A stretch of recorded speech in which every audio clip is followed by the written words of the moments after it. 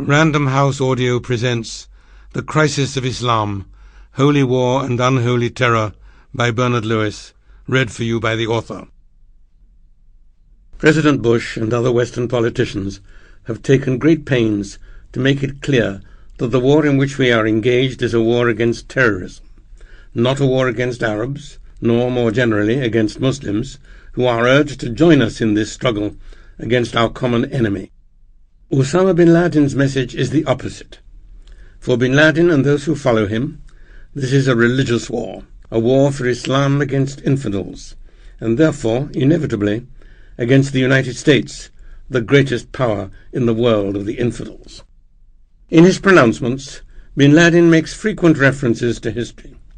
One of the most dramatic was his mention, in his videotape of October 7, 2001, of the humiliation and disgrace that Islam has suffered for more than 80 years. Most American and no doubt European observers of the Middle Eastern scene began an anxious search for something that happened more than 80 years ago and came up with various answers. We can be fairly sure that bin Laden's Muslim listeners, the people he was addressing, picked up the allusion immediately and appreciated its significance. In 1918, the Ottoman Sultanate, the last of the great Muslim empires, was finally defeated, its capital Constantinople occupied, its sovereign held captive, and much of its territory partitioned between the victorious British and French empires. The Arabic-speaking former Ottoman provinces of the Fertile Crescent were divided into 3 new entities with new names and frontiers. 2 of them, Iraq and Palestine, were under British mandate. The rest, under the name Syria, was given to the French. Later the French subdivided their mandate into 2, calling one part Lebanon and retaining the name Syria for the rest. The British did much the same in Palestine, creating a division between the 2 banks of the Jordan. The eastern segment was called Transjordan, later simply Jordan. The name Palestine was retained and reserved for the western segment, in other words, the Cisjordanian part of the country. The Arabian Peninsula, consisting largely of barren and inaccessible deserts and mountains, was at that time thought not worth the trouble of taking over, and its rulers were allowed to retain a precarious and limited independence. The Turks eventually succeeded in liberating their Anatolian homeland, not in the name of Islam, but through a secular nationalist movement led by an Ottoman general called Mustafa Kemal, better known as Kemal Atatürk. Even as he fought, successfully, to liberate Turkey from Western domination, he took the first steps towards the adoption of Western, or, as he preferred to put it, modern ways. One of his first acts, in November 1922, was to abolish the Sultanate. The Ottoman sovereign was not only a sultan, the ruler of a specific state. He was also widely recognized as the Caliph, the head of all Sunni Islam, and the last in a line of rulers that dated back to the death of the Prophet Muhammad in 632 of the Common Era, and the appointment of a successor to take his place, not as spiritual, but as religious and political head of the Muslim state and community.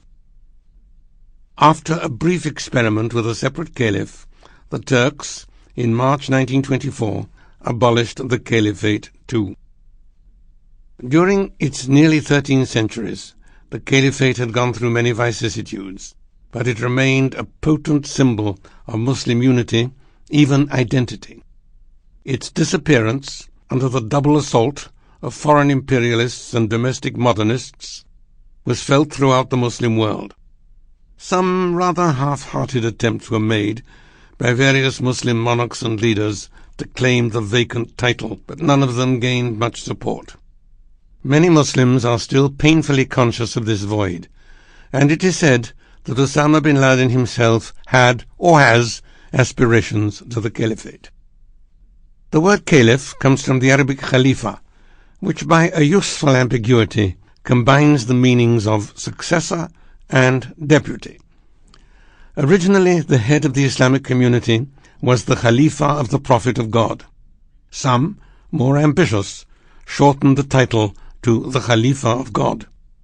This claim to spiritual authority was hotly contested and eventually abandoned, though a title expressing a similar but somewhat lesser claim, the shadow of God on earth, was widely used by Muslim rulers.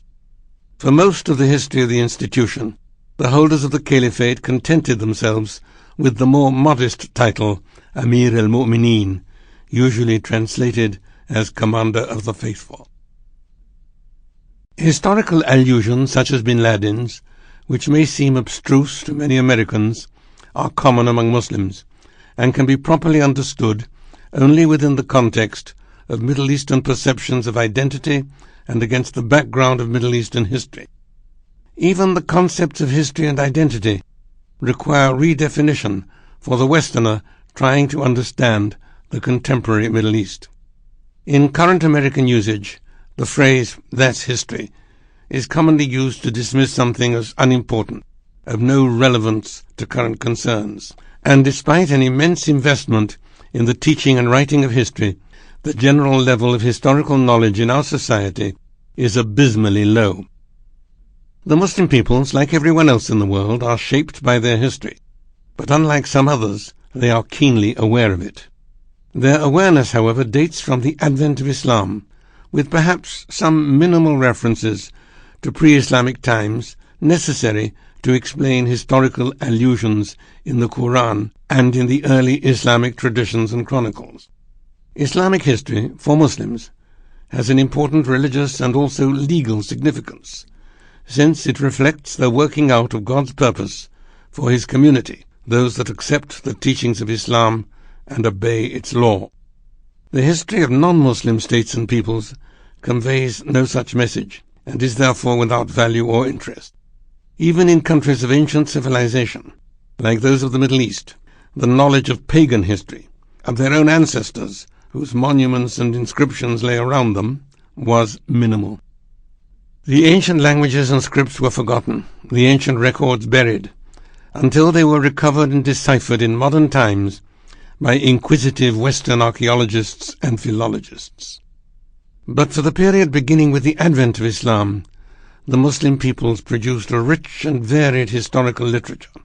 Indeed, in many regions, even in countries of ancient civilization like India, serious historical writing begins with the arrival of Islam. But history of what? In the Western world, the basic unit of human organization is the nation. In American, but not European usage, virtually synonymous with country.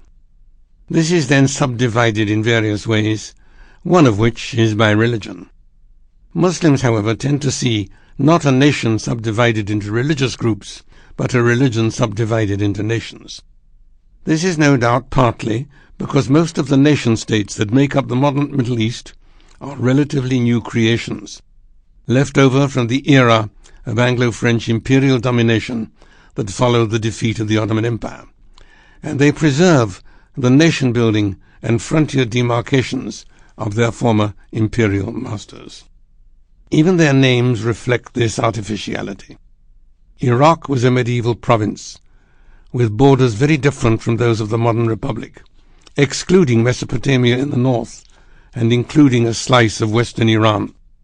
Syria, Palestine, and Libya are names from classical antiquity that hadn't been used in the region for 1,000 years or more before they were revived and imposed, again with new and often different boundaries, by European imperialists in the 20th century. Algeria and Tunisia do not even exist as words in Arabic. The same name serves for the city and the country. Most remarkable of all, there is no word in the Arabic language for Arabia, and present-day Saudi Arabia is spoken of as the Saudi Arab Kingdom or the Peninsula of the Arabs, depending on the context. This is not because Arabic is a poor language. The reverse is true, but because the Arabs simply did not think in terms of combined ethnic and territorial identity. Indeed, the Caliph Omar is quoted as saying to the Arabs, "Learn your genealogies, and do not be like the local peasants who, when they are asked who they are, reply, 'I am from such and such a place.'" In the early centuries of the Muslim era, the Islamic community was one state under one ruler. Sample complete. Ready to continue?